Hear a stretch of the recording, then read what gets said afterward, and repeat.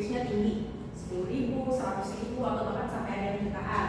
Nah terus habis itu kalau viewsnya sudah besar, maka kita anggap sebuah video itu adalah video yang viral. Nah cuma pertanyaannya tuh di sini, views yang tinggi itu sebenarnya sebanding apa enggak sih sama pendapatan dari seorang yang berjualan di TikTok sendiri tersebut? Nah jadi untuk pertanyaan di sini, apakah views benar-benar menjadi penjualan? Oke, jadi akan kita bahas. Jadi itu sebenarnya fenomena yang terjadi di lapangan itu, contohnya adalah video promosi itu tembus ratusan ribu, dan ratusan ribu cuma puluhan atau 1 juta, tapi penjualan atau stagnan dan biaya iklan itu tidak kembali.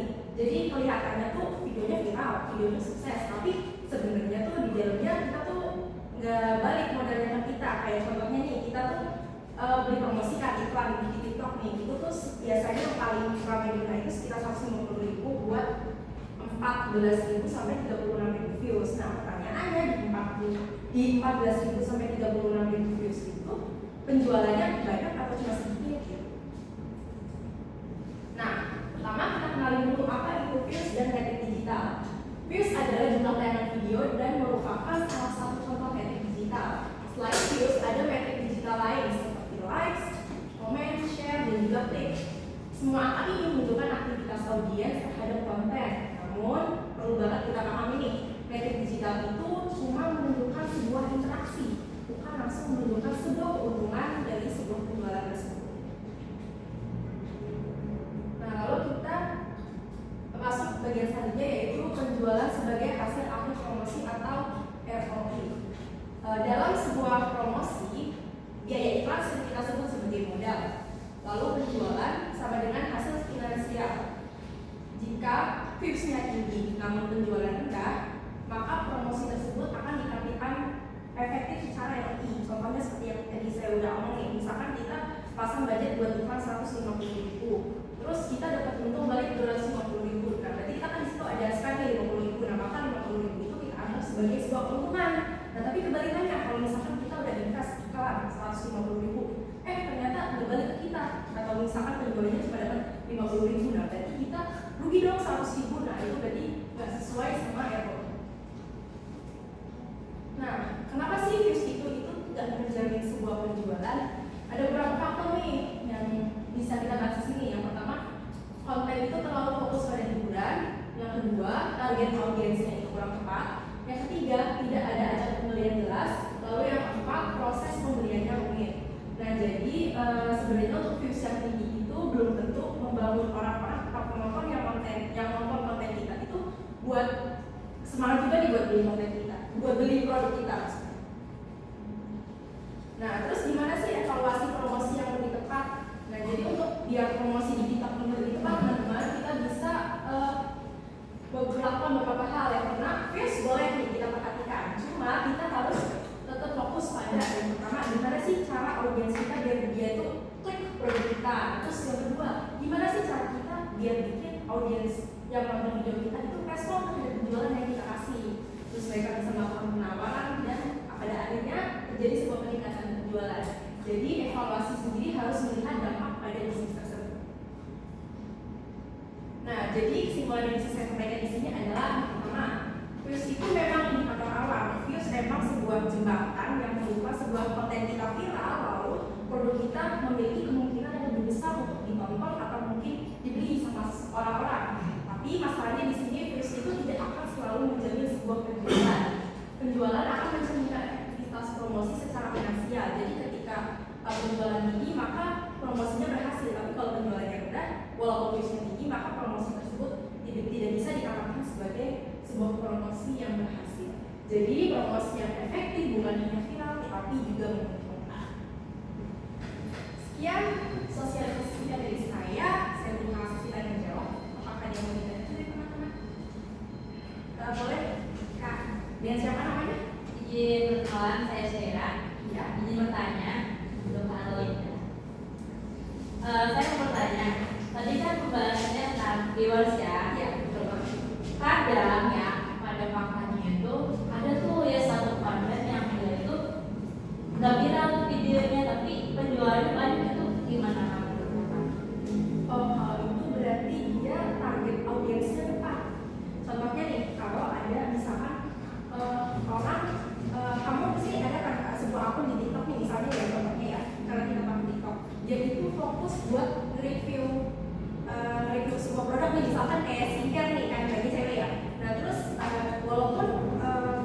dia tuh nggak yang legit kayak 1 juta, berapa ratus ribu atau berapa puluh ribu, misalkan kayak dia cuma berapa ribu gitu doang, tapi dia konsisten nge-review sebuah skincare tersebut. Nah, secara langsung dia membuat branding kalau oh ini loh kalian kalau mau, misalkan dia brandingnya adalah review hijau, kalian kalau mau lihat review skincare hijau, kalian bisa datang aja nih ke profil aku nih, produk yang aku skill tuh reviewnya hijau-hijau semua gitu loh. Nanti di situ jadi membuat kedekatan sama si penonton tersebut kayak oh aku mau beli ini, dia udah langsung tahu aku harus ngelakuin ini. Berarti walaupun dia viewersnya nggak banyak, tapi karena dia emang udah terbiasa review nih jujur gitu, jadi peningkatan penjualan di situ jadi lebih besar.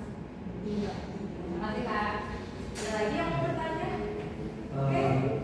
Kalau menurut Mbak Arlin itu kan ada sekarang yang orang ngejar konten FOMO sama yang konten upload itu dia setiap hari. Jadi kalau menurut Mbak Arlin lebih baik fokus ngejar konten yang viral atau melakukan konten konsisten yang terus menerus, ya misalnya kayak nggak ya konsisten aja gitu, nggak harus ngikutin yang viral kan. Kalau viral kan lama tuh jedanya, misalkan sebulan ini terus. Kalau misalkan konsisten kan kita melakukan ide kreatif sendiri gitu.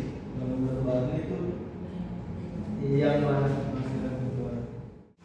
Oke, jadi untuk menjawab pertanyaan tadi ya, apakah kita harus bikin sebuah video yang viral atau video yang konsisten nih? Kalau dari sisi penjualan sendiri sebenarnya itu yang paling aman nih, itu adalah video yang konsisten.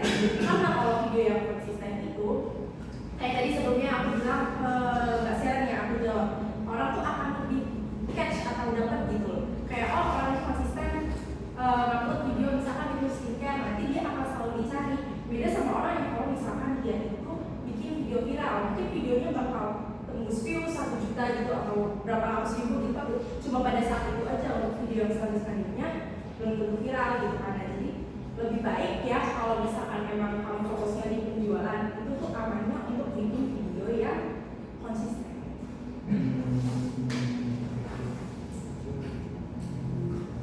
Ada yang mau bertanya lagi?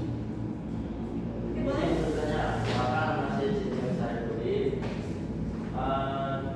Pertanyaan saya adalah bagaimana cara melihat ketika views kita sudah banyak, like di video sudah banyak dan komentar sudah banyak, tetapi pembeliannya masih sedikit.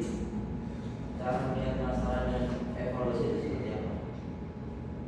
Oke, gini, kalau misalkan page kita banyak, mereka kita banyak, page kita banyak, tapi kok penjualnya sedikit sih, itu berarti target kita salah atau video kita itu nyasar ke orang yang kurang tepat. Contohnya nih, video kita viral, dia sampai misalkan 50.000 penonton, tapi misalkan nih jual baju laki-laki nih, misalkan ya laki-laki, cuma ternyata FYP-nya atau viralnya ke anak-anak yang masih sekolah atau ke mungkin lebih banyak dominasi perempuannya gitu. Nah, maka di sini kita perlu evaluasi lagi gimana sih cara video kita itu bisa masuk ke target yang tepat gitu. Jadi mungkin perlu dilihat dari beberapa, kayak misalnya kan kalau misalkan di TikTok itu ada yang namanya niche ya, niche dari ini kita apa sih akun kita, apa misalkan emang akunnya niche-nya di penjualan baju cowok, biasanya nanti tuh kalau ini algoritma TikTok tuh akan mengikuti sendiri algoritmanya, dia akan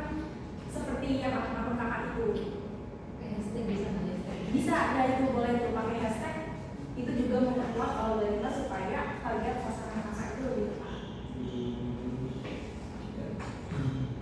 Ada yang mau tanya lagi? Boleh?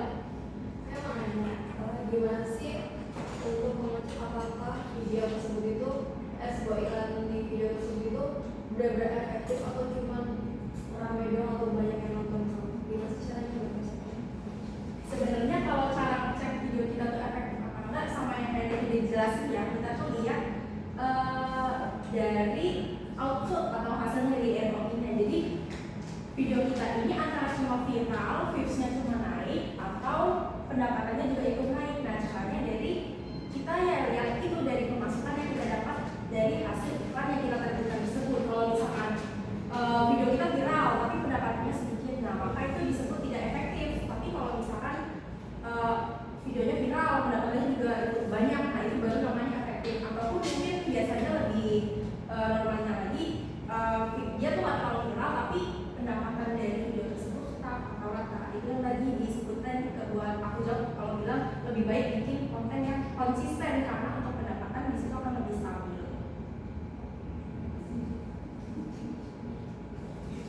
Ada yang mau ditanyakan lagi?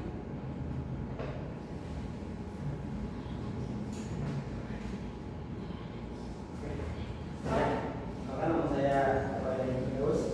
Tanyanya, kenapa sih konten yang viewersnya nggak besar tapi justru penjualan lebih jalan? Nanti bisa seperti itu. Jadi kenapa viewersnya lebih gede tapi penjualannya lebih banyak? Nah, ada beberapa faktor nih. Yang pertama, walaupun dia PFP tapi target pasarnya tepat. Orang yang nonton video tersebut adalah orang yang memang membutuhkan. Nah, terus yang kedua nih, yang kayak tadi aku bahas sebelumnya, dia udah ada personal branding dari akun tersebut. Dia udah punya si akun tersebut. Jadi walaupun penjualan atau maksud saya viewsnya itu tidak besar, tapi orang-orang udah tahu nih akun ini apa, jadi orang-orang bakal datang sendiri ke akun itu. Nah, walaupun video tersebut tidak viral, karena ada orang yang nyari langsung ke akun itu atau sudah memang tahu, oh orang ini membahas ini, jadi kalau aku nyari ini, caranya ke orang ini gitu. Jadi penjualannya menjadi lebih efektif dibanding video yang viral tapi nggak tahu penjualannya. Oke, mungkin sudah cukup ya untuk semuanya. Sekian sosialisasi dari saya sore ini. Apabila ada yang kekurangan atau mungkin nanti ada lagi nih yang ditanyain, boleh nanti kontak aku aja di Instagram.